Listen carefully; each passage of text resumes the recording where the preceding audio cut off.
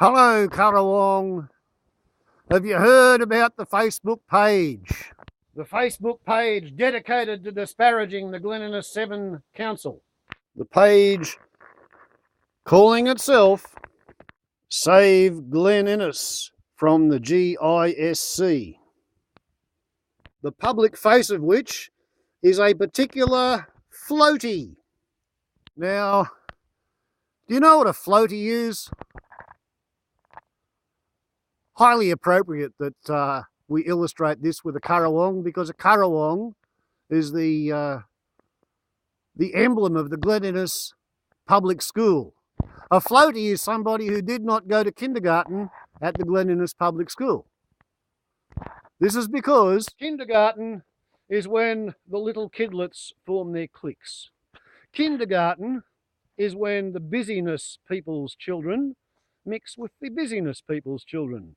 It's when the shop assistants people mix with the shop assistants' children. It's when the labourers' kids mix with the labourers' kids.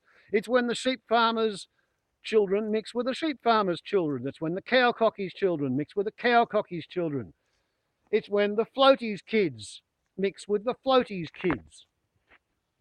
What's a floaty? A floaty is anybody who did not attend kindergarten in the local town. I attended the local kindergarten. My children attended the local kindergarten. My father attended the local kindergarten. I think his father might have gone to the local primary school from time to time because his father was a teacher and a preacher. An itinerant travelling Wesleyan until he settled down to become a headmaster. But my father's grandfather came to town in 1882. He brought the DNA to the district. So I'm a local. I'm not a floaty. What's a floaty? A floaty used to be back in the day when the banks used to transfer their managers from town to town and change them every 2 years so that none of the managers got to be too friendly with any of the people who were borrowing money to keep them all honest.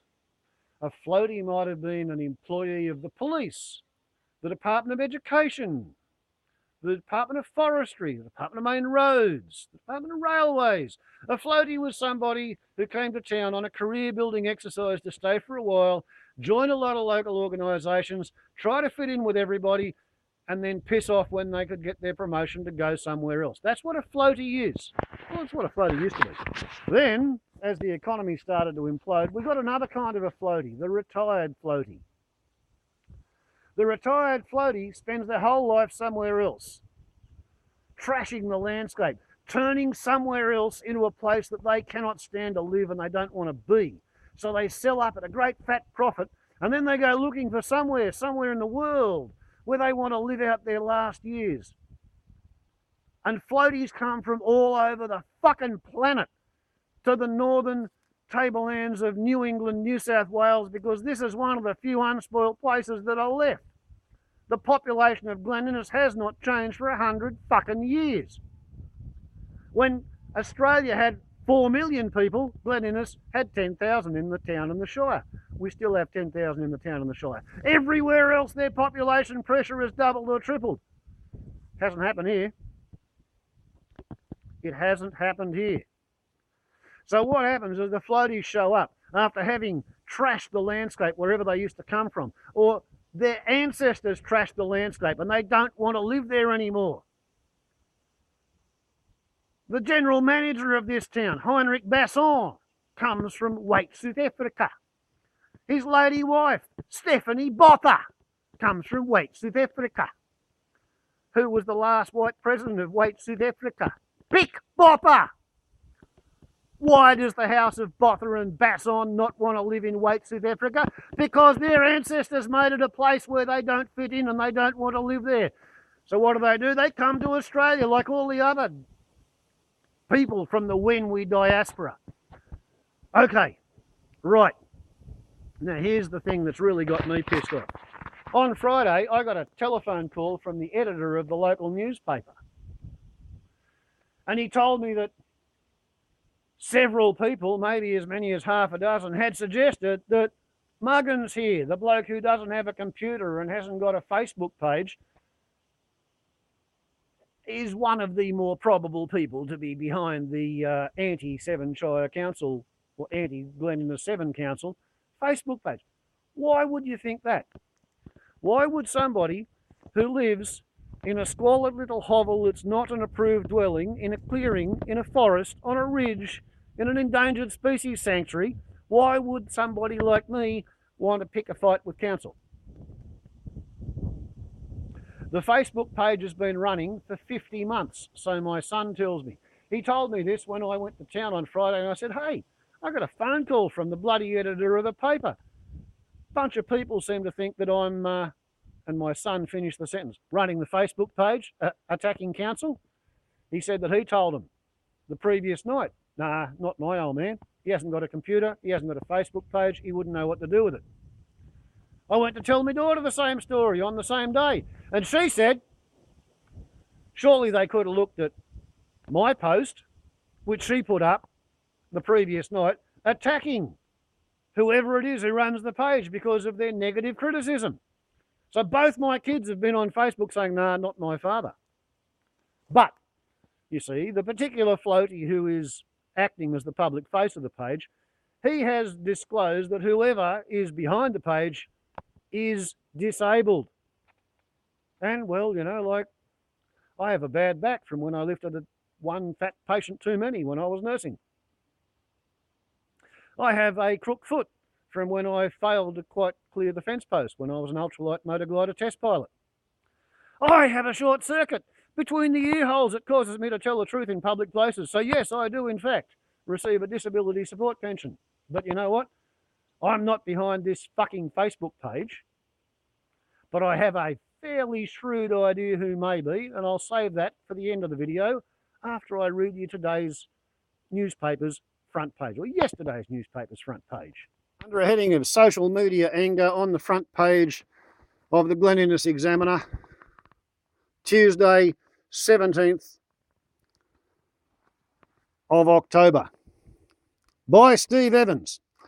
Glen Innes leading business people have turned on Facebook and anti-council campaigner David Allenberg, the loudmouthed floaty in question.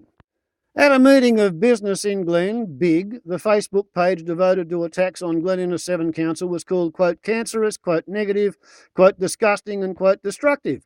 One local lawyer said he was contemplating trying to get Mr. Allenberg barred from Big. Mr. Allenberg defended himself during the meeting and afterwards said, it doesn't bother me at all. We all love living here, but we can't stand the demise and degradation and the lack of action. He is not the administrator of the site, but has become its public face. The fiercest criticism of the Facebook page, quote, Save Glen Innes from GISC, came from lawyer Bill Liston. Hey, Bill, good on you, mate. The principal of Liston Legal in Glen Innes. Mr. Liston stood and addressed Mr. Allenberg saying, quote, it's a cancerous thing that's going on, David. It's a destructive criticism. It's not constructive criticism, end quote. Some of the postings on the Facebook page have been deeply personal. Mr. Allenberg said after the meeting that the bracket anonymous, close bracket, owner of the Facebook page did take some comments down. He said the owner was, quote, a disability support pensioner. Well, guess what? It's not this fucking disability support pensioner. The president of Big, Jim Ritchie, said in the meeting, quote, can I tell you, and I probably shouldn't be so direct, but I think it's a frigging disgusting site, prompting murmurs of, I agree, from other members. Mr. Liston, the lawyer, said in the meeting that he thought Mr. Allenberg was, quote, misplaced as a member of business in Glen. I find it very uncomfortable being part of an organisation which has as one of its members somebody who is the ultimate destructive critic, quote, and perhaps in another meeting I might move for his expulsion. That's how strongly I feel about it. I think a lot of people here do. Fuck off, David Allenberg. Get your ass out of this shire. You are not welcome. And now, here's the big reveal. In my consultation and conversation with a few people, it has been pointed out to me that David Allenberg's only been living in the town for 3 years. It has been pointed out to me that the Facebook page in question has been operating for 50 months. Therefore, David Allenberg is clearly being fed information by somebody else. It was also pointed out to me that one of the more outspoken local activists and critics of the town council for the past 6 years at least, is an individual called Pat Urquart, Urquart.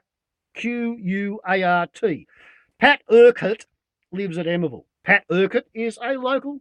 She's entitled to her opinions.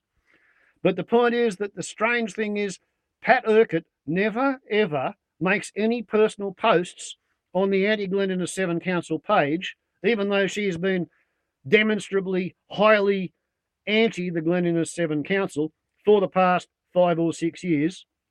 Yet strangely, many of Pat Urquhart's unpublished letters to the editor, which she's submitted to the Glen Innes Examiner, appear on the page. How could that be? I note it is impossible to ask a defamatory question, but how could Pat Urquhart's unpublished letters appear on a 50-month-old Facebook page dedicated to attacking the Glen Innes 7 Council? And why would it be that David Allenberg wants to be the Trojan horse, the scapegoat, the whipping boy, to go out there and draw fire away from whomsoever it is who runs the page, which posts quite so much of Pat Urquhart's drivel? I wonder. And as I said, it's not possible to ask a defamatory question and saying that floaties are arseholes who should piss off to wherever their ancestors made a place for them to live in. That's just a comment and an observation.